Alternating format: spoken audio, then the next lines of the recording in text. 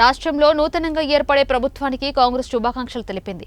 అనంతపురం జిల్లా కాంగ్రెస్ కార్యాలయంలో ఆ పార్టీ మాజీ మంత్రి శైలజానాథ్ సమావేశం నిర్వహించారు. కూటమి గెలిచాక రాష్ట్రంలో శిలాఫలకాల ధ్వంసం, వైఎస్ రాజశేఖర రెడ్డి విగ్రహాలను తొలగించడం శోచనీయమన్నారు. చంద్రబాబు రాష్ట్రానికి ప్రత్యేక హోదా తీసుకురావాల్సిన అవసరం ఉందని, ప్రస్తుతం అందుకు తగ్గ పరిస్థితులు కేంద్రంలో నెలకొన్నాయన్నారు. కేంద్ర ప్రభుత్వం ఏపీ ఎంపీల మీదే ఆధారపడిందన్నారు. హైదరాబాద్ ఉమ్మడి రాజధానిగా ఉండేలా చంద్రబాబు చూడాలని విజ్ఞప్తి చేశారు.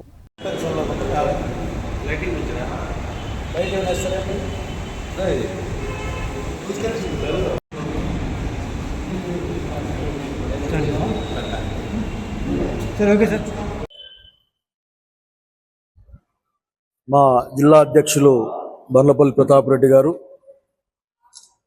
మా జిల్లా ఉపాధ్యక్షులు పట్నా బాధ్యులు వాసు గారు, కొండారెడ్డి గారు, నిశాంత్ గారు, మల్లికార్జున గారు, ఎన్ఎస్ఏ నాయకులు నిశాంత్ గారు, మల్లికార్జున గారు, మిత్రులారా, రేపు ఆంధ్రప్రదేశ్ రాష్ట్రంలో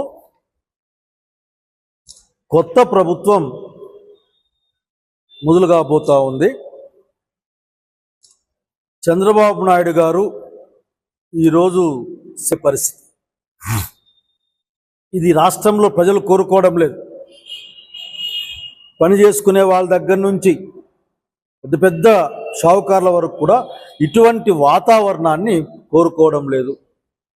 ఒక శాంతియుతమైన వాతావరణం, ప్రజాస్వామ్యబద్ధమైన వాతావరణం, ప్రగతిశీలమైన వాతావరణాన్ని కోరుకుంటున్నారు. కాబట్టే చంద్రబాబు నాయుడు గారు, మిమ్మల్ని నేను వినయంగా అడుగుతా ఉన్నాను, మీకు అంతటి ఘనమైన విజయాన్ని సాధించి పెట్టారు. మీకు హింస యొక్క వికృత రూపం మీకు తెలుసు. అది ఎంత వికృతంగా ప్రవర్తిస్తుందో మీరు చూసి ఉన్నారు. అటువంటి జరగకుండా చూడాల్సిన బాధ్యత పెద్దవాళ్ళైన పాత్రం వాళ్ళైన మీ పైన ఉంది. మీరు ఆ విధంగా ఆలోచిస్తారనే నమ్మకంతో మీ ముందు కాంగ్రెస్ పార్టీగా కొన్ని డిమాండ్లు పెట్టాలనుకుంటా ఉన్నాం.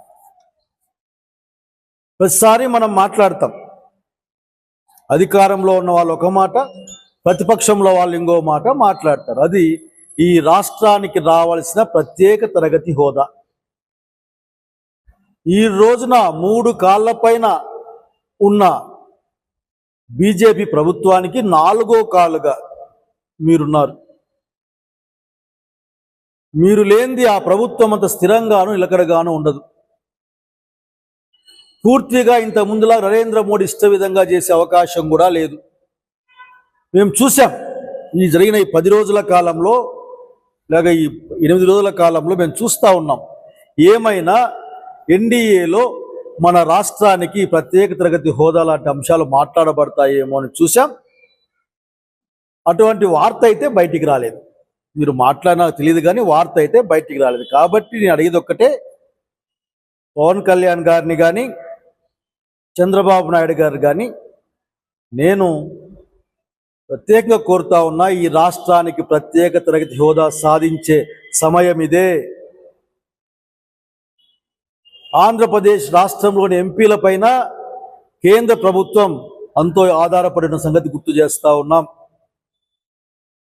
రాయలసీమకు రావాల్సిన, ఉత్తరాంధ్రకు రావాల్సిన ప్రత్యేక ప్యాకేజీ, బుందేల్ఖండ్ తరహా ప్యాకేజీని సాధించడానికి మార్గం ఇదే. విశాఖపట్నం ఉక్కు ఫ్యాక్టరీ అమ్మము అని చెప్పించే సమయం కూడా ఇదే. వివిధ పునర్వ్యవస్థీకరణ చట్టంలోని అంశాలని అమలు చేయించే కాలం కూడా ఇదే. ఉదాహరణకు విశాఖపట్నం రైల్వే జోన్ లాంటివి. ఇవన్నీ ఎందుకు కోరుతున్నామంటే, ఆఖరికి ఈ రోజున కేంద్ర ప్రభుత్వం ఆంధ్రప్రదేశ్ రాష్ట్ర ఎంపీల పైన ఆధారపడి ఉంది. అది మీ ఎంపీలే. గతంలో మాట్లాడితే వాళ్ళకి అఖండమైన మెజారిటీ ఉంది, మేమేం చేస్తామని మీరు మాట్లాడేవాళ్ళు. బాబు గారిని పనులు వేగంగా జరుగుతున్నాయని వార్తలు చూస్తూ ఉన్నాం. పూర్తి స్థాయిలో రాజధాని వచ్చేంత వరకు కేంద్రం యొక్క సహకారంతో హైదరాబాదును ఉమ్మడి రాజధానిగా కొనసాగించే విధంగా మీరు ప్రయత్నం చేయాలి.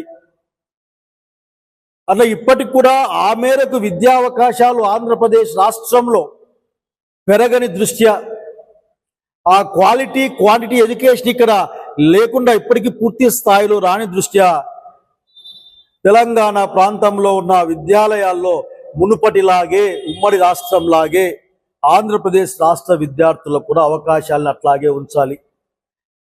2వ తారీఖు లోపల మీరు మాట్లాడతారనుకున్నాం. బహుశా ఎలక్షన్ల హోరులోనూ గెలుపోవటంలో గొడవలో పడి మీరు మాట్లాడడం మర్చిపోయినట్లున్నారు. ఇక్కడికి ఇవన్నీ మాట్లాడే సమయం వచ్చింది ఈ రోజున. బహుశా మీ ప్రమాణ స్వీకారానికి ఎవరెవరు వస్తారో తెలియదు కానీ నాకైతే బహుశా చాలా గొప్ప గొప్ప వాళ్ళు వస్తారనుకుంటా ఉన్నా, నరేంద్ర మోడీ గారితో సహా. గతంలో లాగా నరేంద్ర మోడీ గారు మన మొహానికి ముంతలో నీళ్లు లేక చేతిలో మన్ను మన మొహానికి కొట్టిపోవడం కాకుండా స్పష్టంగా ప్రత్యేక తరగతి హోదా ఇస్తా ఉన్నాను అని చెప్పించండి. ఆంధ్రప్రదేశ్ రాష్ట్ర ప్రజలు చిన్న పెద్ద అందరూ కూడా హర్షిస్తారు, మీ యొక్క నాయకత్వ పటిమని కొనియాడతారు. అట్లా అనంతపురం జిల్లా మొత్తం మీ పరమైపోయింది. అనంతపురం జిల్లాలో గతంలో ఎంత వేవుల్లో కూడా కొన్ని సీట్లు ప్రతిపక్షానికి వచ్చేది. ఈరోజు అనంతపురం జిల్లా మొత్తం మీ ఏలుబడిలోకి వచ్చింది, లేకుంటే మీ నాయకత్వంలోకి వచ్చింది. ఆ రోజున ప్రాజెక్ట్ అనంత అని అన్ని పార్టీల సహకారంతో ఒక గుణాత్మకమైన ప్రాజెక్ట్ని కాంప్రహెన్సివ్ ప్రాజెక్ట్ని స్టార్ట్ చేశాం. ఆ పేరు మీకు ఇష్టం లేకుంటే పేరు మార్చండి, దాంట్లో మార్చుకునే అంశం అంటే మార్చుకోండి. కానీ అనంతపురం జిల్లాకు ప్రత్యేకంగా, అనంతపురం రైతుకు, అనంతపురం పౌరునికి కూడా ప్రత్యేకంగా ఒక ఆర్థికంగాను మిగతా విషయాలు అభివృద్ధి చెందే విధంగాను ఒక ప్రత్యేక ప్రణాళికని రూపొందించాల్సిన అవసరం ఉందని చంద్రబాబు నాయుడు గారిని కోరుతా ఉన్నా. అట్లాగే ఉమ్మడి జిల్లాలో ఉన్న 14 మంది ఎమ్మెల్యేలు కూడా కోరుతా ఉన్నా. దయచేసి ఆంధ్రప్రదేశ్ రాష్ట్ర వాతావరణాన్ని ప్రజాస్వామ్యబద్ధంగాను ప్రగతిశీలంగాను ఉంచమని కోరుకుంటూ, ఏ విషయాలైతే మీకు గుర్తు చేశామో పత్రికల ద్వారా లేక మీడియా మిత్రుల ద్వారా ఆ అంశాల పట్ల సానుకూలంగా మాట్లాడమని, దీని పట్ల ఎవరికి ఇబ్బంది ఏం లేదు. టైం వచ్చింది, సాధించుకునే టైం వచ్చింది. కేంద్రంలో అధికారం అనే కుర్చీకి 3 కాళ్ళు బీజేపీ, మిగతా వాళ్ళైతే 1 కాలు తెలుగుదేశం పార్టీగా ఈరోజు ఉంది. అంటే అధికార పక్షం ఇక్కడ ఉంది, అక్కడ ఈ కూటమి. కనుక ఆ డిమాండ్లు ముందు పెట్టి ఈ రాష్ట్ర